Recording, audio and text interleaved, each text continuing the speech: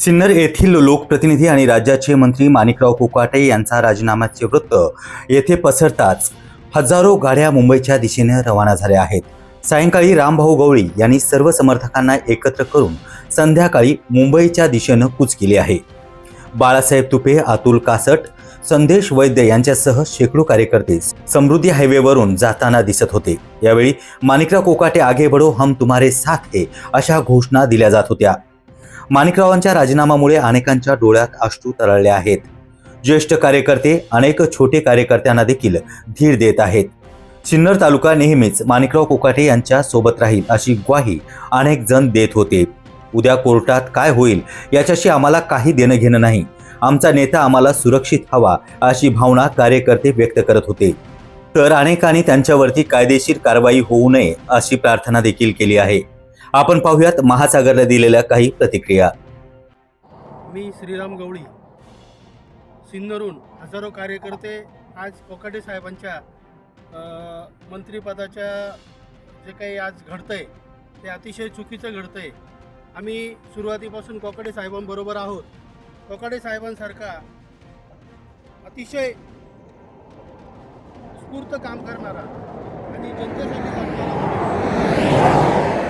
अशा माणसाबद्दल जे काही चुकीचं घडतंय ते अतिशय चुकीचं घडतंय आणि आम्ही हजारो कार्यकर्ते कोकाटे साहेबांच्या समर्थनासाठी मुंबईला रवाना होत आहोत.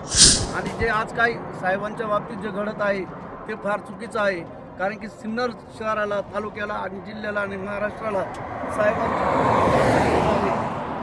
जो अन्याय होत आहे तो खूप चुकीचा आहे.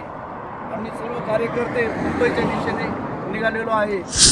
मी संदेश सुभाष वैद्य, मी सिन्नरवरून हजारो लोकांच्या कार्यकर्त्यांसमवेत आज मुंबईला जात आहे. मी माणिकराव कोकाटेंचा सुरुवातीपासूनचा कार्यकर्ता आहे.